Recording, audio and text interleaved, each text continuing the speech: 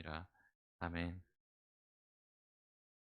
잃어버린 기쁨이라는 제목으로 같이 말씀을 나누겠습니다. 오늘부터 보는 이 10장, 11장, 12장은요.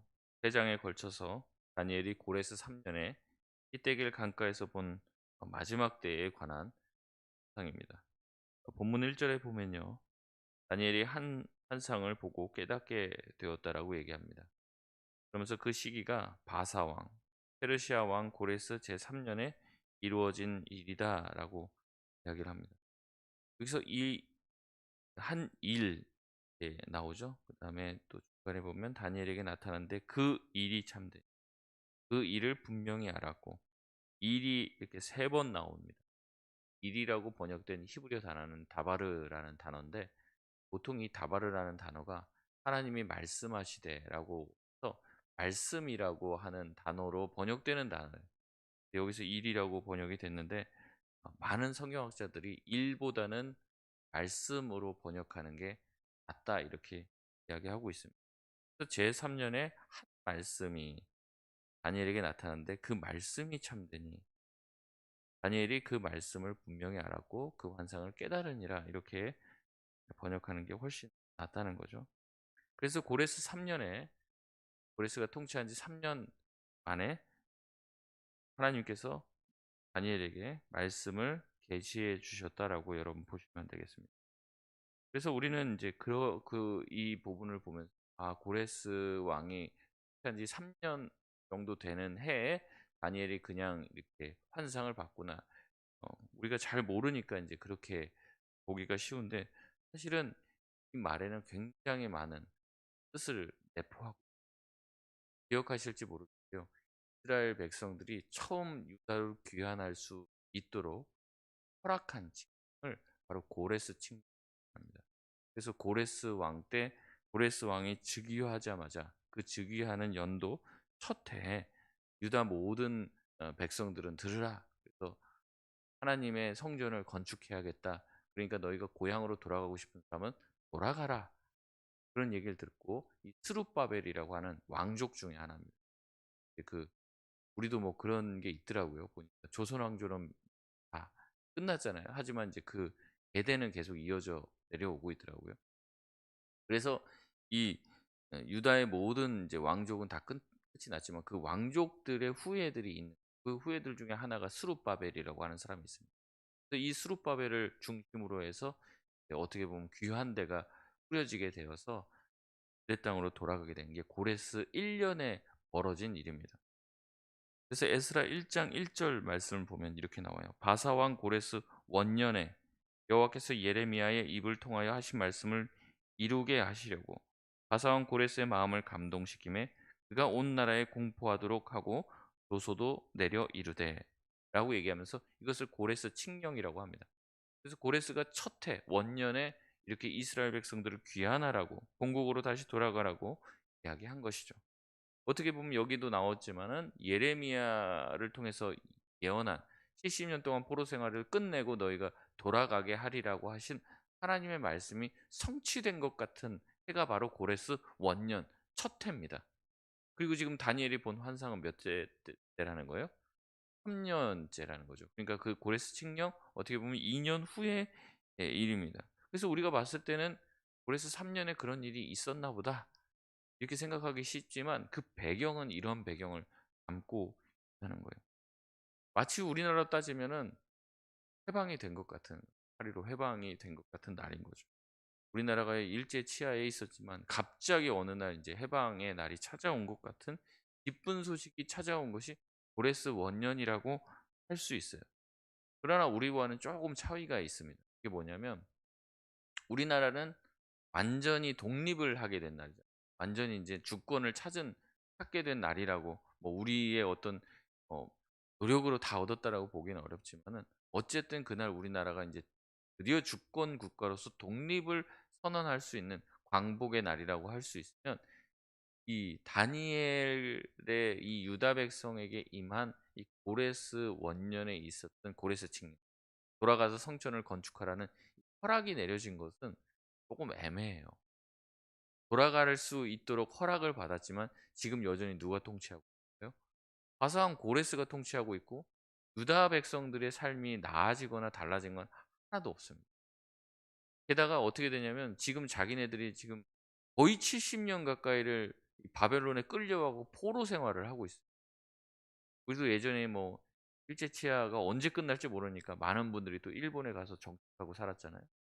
거기 가서 지금 끌려가서 아니면 또 자이든 타이든 거기 가서 살고 70년이 지났어요. 지금 거기 안에서 몇 대가 태어났는지 몰라요. 이미 아이들도 말을 히브리 말 거의 못합니다. 다 바벨론 사람들이 다 돼 있고 페르시아 사람들이 다 돼 있는 거예요. 지금. 근데 어느 날 돌아가라고 하는데 거기는 완전 황무지밖에 없습니다. 그러니까 누가 돌아가려고 하겠습니까? 바벨론에 남은 사람들이 대부분이었어요. 유다로 돌아가서 성전을 건축하라는 게 해방의 소식이 아니었던 겁니다. 그들은 여전히 주권을 갖지 못하고 나라로서 어떤 정체성을 유지하지 못하는데 가서 거기서 성전 짓고 싶은 사람은 성전 지어도 된다. 그 정도의 내용입니다. 지금 해방이 된 것도 아니고 안 된 것도 아닌 애매한 상황 가운데서 이 다니엘이 굉장히 힘든 마음 가운데 있는 거예요. 뭔가 돌아가서 성전은 건축할 수 있지만 뭔가 나라가 회복된 것 같은 하나님이 주셨던 환상들 있잖아요. 분명히 회복시켜 주실 것이다. 마지막에는 하나님의 나라가 다시 서게 될 것이다라는 환상과는 조금 다른 거예요. 여전히 주권은 이 바벨론과 페르시아에게 뺏겨 있는 상황이라는 거죠. 그래서 이 가운데서 아마 고민을 했을 겁니다. 아, 이 환상 내가 본 게 맞나? 그리고 이 환상이 정말 이루어진 건가? 아니면 앞으로 이루어질 것인가? 이런 여러 가지 가운데 번민하고 있는 가운데 다니엘이 고레스 3년에 이 환상을 보게 된 거죠. 그래서 다니엘은 뭔가 하나님의 말씀과 하나님의 회복이 일어난 것 같은데 일어나지 않는 그 상황 가운데 마음이 매우 슬펐던 것 같아요. 그래서 우리가 지난주에도 살펴봤지만 다니엘이 무엇을 했습니까? 회개를 하잖아요. 이스라엘 백성들이 이렇게 하나님한테 회복했습니다. 그래서 지금 바벨론 포로 생활하고 있는데 얘기하는 거죠. 지금 우상 숭배하고 자기들이 죄악을 저질러서 여기에 끌려온 거예요. 그러니까 뭐가 해소가 돼야 되는 거예요. 하나님과의 관계가 해소가 되고 자기들이 하나님 앞에 무릎을 꿇으면 다시 한번 회개를 하고 주님 우리 살려달라고 다시 한번 기도를 하면 하나님이 그 기도를 들어주셔서 출애굽 시켜줬던 애굽에 종살이 하고 있다가 출애굽 시켜줘서 자유민으로 자기들을 만들어줬던 거죠. 이 바벨론에서 건져주셔서 이 페르시아에서 건져주셔서 자기들에게 해방을 주실 것이라는 일말의 기대를 가지고 백성의 모든 죄를 자기가 하나님한테 회개하는 거예요. 이게 포로 생활에서 겪었던 이스라엘 백성들의 정서입니다. 자기들이 짓지 않았지만 자기들이 조상들의 죄를 회개해야지 하나님의 마음을 돌이키시고 자기들을 다시 회복시켜 주실 것이라는 기대를 가지고 있는 거예요. 그래서 그렇게 회개를 합니다. 근데 이제 이 회개 시간들이 계속 있지만은 뭔가 회복이 되지 않는 것 같은 느낌을 계속 받는 거예요. 그래서 다니엘이 어떻게 합니까? 이로 인해서 새 이래 동안 슬퍼했다라고 합니다. 새 이래면 언제요? 7일 곱하기 3번이죠. 새 이래니까 21일 동안입니다. 그래서 교회들마다 21일, 세일에 뭐 새벽 기도도 하고 뭐 기도회도 하는 거죠. 그래서 21일 동안 다니엘은 좋은 떡을 먹지 않고 고기와 포도주를 입에 대지 않고 기름도 바르지 아니하였다라고 굉장히 상세하게 서술을 하고 있습니다. 그냥 퉁쳐서 음식했다, 슬퍼했다, 회개했다 이 정도만 하면 될 것인데 아주 상세하게 좋은 떡을 먹지 않고 고기와 포도주를 입에 대지 않고 기름도 바르지 않았다라고 구체적으로 서술하고 있습니다. 그 이유가 무엇이면 바로 4절의 4절 말씀인데요. 우리 다 같이 한번 읽어보겠습니다. 시작. 첫째 달 24일에 내가 히데겔이라 하는 큰 강가에 있었는데 아마 아멘. 여기 보면은 다니엘은 환상을 볼 때 보통 거의 대부분 해를 언급하지 정확한 날짜를 언급하지 않습니다. 굳이 4절에는 첫째 달 24일에 내가 히데겔이라 하는 큰 강가에서 이것을 보았고 그 24일 날 이 본 그 전에 새 이래 동안 21일 동안 뭐 했다는 거예요? 금식하면서 회개하고 주님한테 기도했다는 거죠. 그리고 이제 24일 첫째 달 1월 24일이 되었다라고 구체적으로 말을 하고 있어요. 이거는 또 마찬가지로 힌트를 주는 겁니다. 지금 어떤 상황인지를 이야기하는 거예요. 이스라엘의 보통 기본 절기는요. 첫째 달 1월 14일 저녁에 유월절을 지킵니다. 그리고 그 14일 유월절의 축제, 그리고 15일부터 1회 동안, 그러니까 22일까지 무교병을 먹는 축제를 즐기는 거예요. 14일부터 22일까지 축제를 즐기는데 다니엘은 24일까지 금식을 한 거예요. 그러니까 지금 어떻게 보면은 다니엘이 유월절과 무교절의 절기, 굉장히 이게 중요하단 말이에요. 왜냐하면 유월절은 뭘 기념하는 겁니까? 출애굽을 기념을 한단 말이에요. 민족의 해방을 기념하는 절기인 거예요. 이 무교절은 그렇게 출애굽시켜서 하나님이 이 땅 가운데 우리를 인도해 주셨다는 것을 기억하며 축제로 즐기는 시간이었고, 하나님은 특별히 새 절기를 반드시 이스라엘 남자들은 지켜야 된다라고 말씀하셨습니다. 다니엘은 분명히 이걸 알았을 거예요. 축제를 지켜야 된다는 것을 알고 있었고, 절기를 지켜야 된다는 것을 알고 있었습니다. 그렇다면 다니엘은 그 축제를 금식하면서 즐기지 않았다는 얘기가 되는 거고, 그것을 그냥 넘어갔다는 거예요. 여러분, 다니엘이 하나님이 지키라고 하신 그 절기를 무시해서 그래요? 여러분, 그런 것은 아니죠. 6월절이 뭐 하는 절기라고 했습니까? 이스라엘의 해방을 기념하고 하는, 그렇게 하나님 앞에서 기뻐하는 그런 절기인데, 지금 다니엘의 상황은 뭐예요? 해방을 못 받은 거죠. 포로로 잡혀 있는 거예요. 지금 이 절기를 지킬 수가 없습니다. 해방이 돼야지 이 절기를 즐기고 진정으로 노래할 수 있는데, 자기들의 신세는 어때요? 여전히 해방되지 못하고 여전히 슬픔과 어려움 가운데 있다는 것이죠. 자신은 여전히 이방 땅에 있어요. 이방 민족의 지배 가운데 있어요.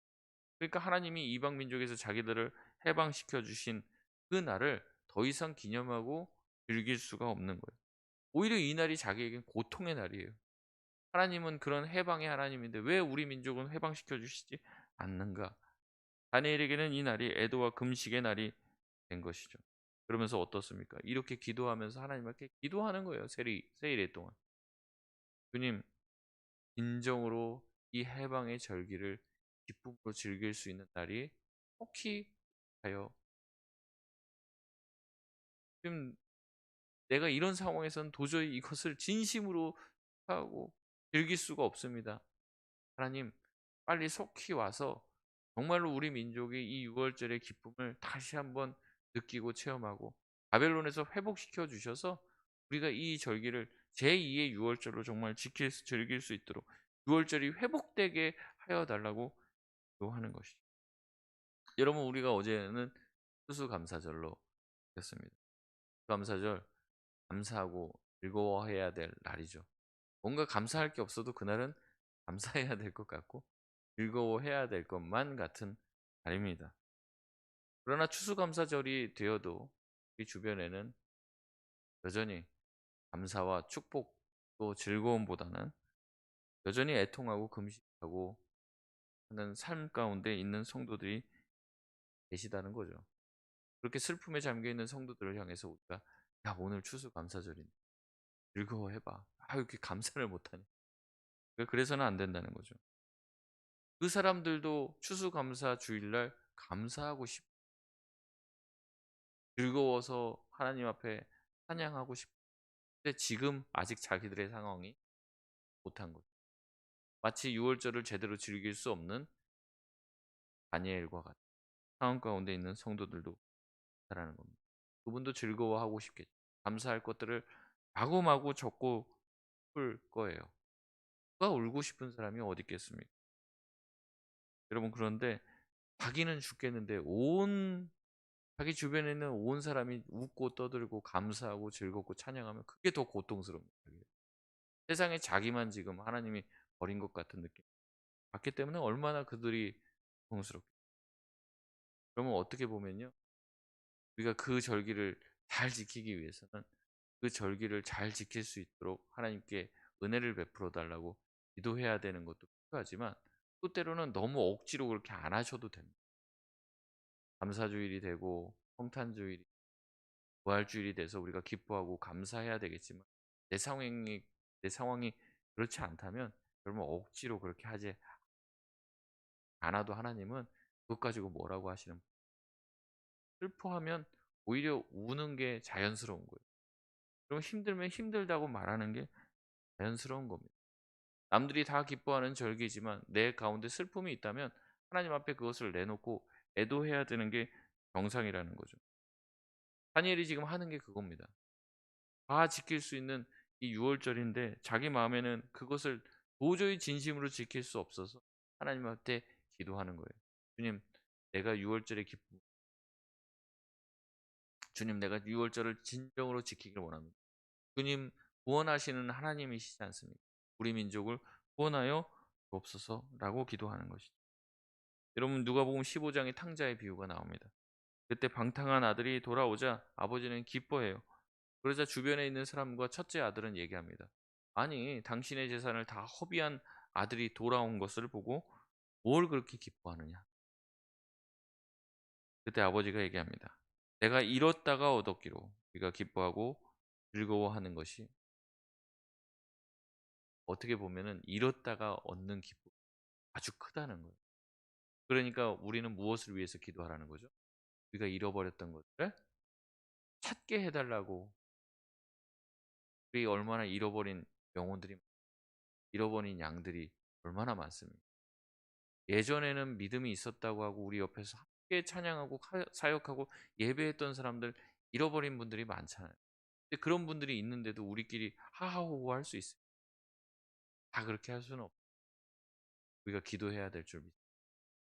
우리가 잃어버렸던 것들을 찾게 해주시고 그 기쁨을 충만하게 해주시고, 그래서 우리가 진정한 의미의 예배와 기쁨이 우리 가운데 있게 해달라고 기도할 때 주님이 잃어버린 기쁨을 다시 되찾게 해주신, 그래서 과거보다 더 큰 기쁨을 얻게 해주실 줄 믿습니다. 5절부터 6절은 천사에 관한 모습입니다.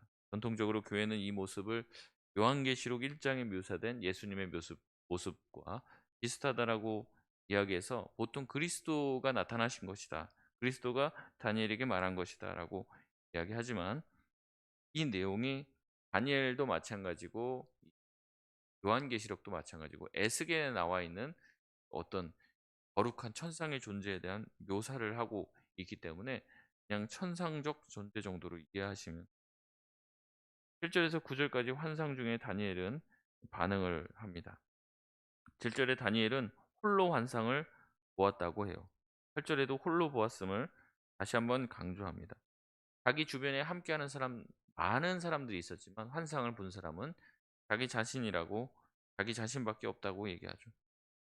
이것은 사도행전 9장에 사도 바울이 예수님을 만났던 장면과 유사합니다. 사도행전 9장 5절에서 7절 말씀을 보면 사도 바울이 예수님을 만나고 이렇게 해요. 대답하되 주여 누구시니까? 이르시되 나는 내가 박해하는 예수라. 너는 일어나 시내로 들어가라. 내가 행할 것을 내게 이를 자가 있느니라 하시니. 같이 가던 사람들은 소리만 듣고 아무도 보지 못하여 말을 못하고 서 있더라. 그러니까 같이 지금 다메섹으로 사람들을, 예수 믿는 사람들을 잡으러 가는데 혼자 간 게 아니라는 거예요. 여럿이 갔는데 강력한 빛과 함께 하늘에서 음성이 들리는 거죠. 근데 뭐라고 얘기하는 거예요? 같이 가던 사람들은 소리만 듣고 아무것도 보지 못해요. 그래서 예수님에 관한 계시를 누구만 받았다는 거예요? 많은 사람이 있었지만 사도 바울만 받았다는 거죠. 환상은 여럿이 있어도 단 한 사람에게 주어집니다. 환상 밖에 있는 사람은 이상한 현상만 목도할 뿐이라는 거죠. 그래서 이 환상을 본 다니엘은 곧 죽은 자와 방불하게 되어서 땅에 쓰러져서 엎드러집니다. 그만큼 하나님의 계시를 듣고 보고 깨닫는다는 것은 사람의 한계를 넘어선 일이에요. 그래서 사실 그 강력한 빛을 본 바울도 어떻게 돼요? 눈이 멀게 되는 거죠. 여러분, 이렇게 하나님의 영광을 목도하고 또 마주한다는 것은 굉장히 위험하고 두려운 일입니다. 그래서 뭐, 저는 그렇습니다. 막 계시를 받았다, 뭐 하나님 말씀을 내가 들었다, 뭐 이런 사람 잘 믿지를 않습니다.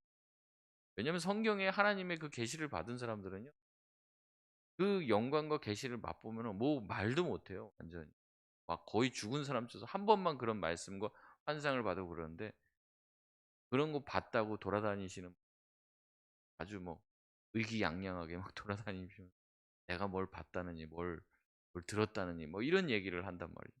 성경과 너무 다른 거예요.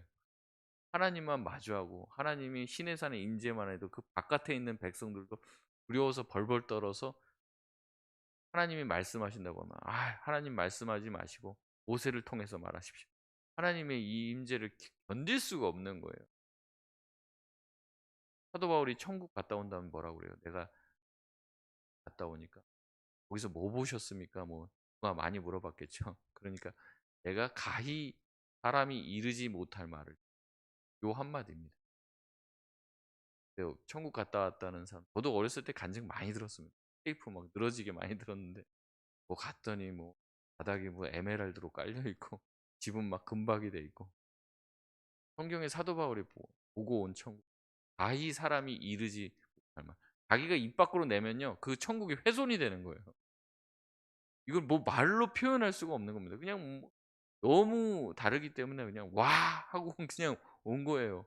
이걸 자기가 입 밖에 뭘 꺼내면은 천국을 다 묘사할 수 없으니까 뭐 어떻게 설명을 못 하는 거죠. 근데 갔다 왔다고 하는 사람들이 뭐 가니까 누구는 개털 모자 쓰고 있고 혈육관 쓰고 있고 뭐 이런 식의 얘기를 해요. 그러니까 이 성경이랑 좀 다르죠. 그러니까 잘 안 믿습니다. 성경 밖으로 넘어가면 안 되는데 너무 넘어가고 미혹하는 것들이 많으니까 조심하게 되는 거예요. 오늘도 보니까 환상을 보고 하나님의 계시를 보고 현상적인 존재를 통해서 하나님의 말씀을 계시받은 이 다니엘은 어떻습니까? 그 계시를 받고 견디지를 못해요. 여러분 계속 나오잖아요. 그 음성을 듣고 그 환상을 보면 어때요? 쓰러져서 몇 날 며칠을 알아 누워요, 그냥. 이걸 감당을 인간이 할 수 없으니까. 여러분 그렇다는 것입니다. 하나님의 도우심과 힘이 있어야 이 뒤에도 우리가 나오지만은 또 한 손이 뭐 이제 10절에 보면 한 손이 있어서 다니엘을 어루만져 줍니다. 그런데도 그가 무릎과 손바닥이 땅에 닿게 이제 일으키면서 막 떨어요. 막 덜덜덜덜. 여러분 우리가 그렇게 천상적인 존재를 마주한다는 게 쉬운 일이 아닙니다. 그래서 하나님의 비전을 보게 해달라고 쉽게 얘기하면 안 되는 거예요. 아주 무거운 거예요. 어려운 거고. 우리가 감당하지 못해.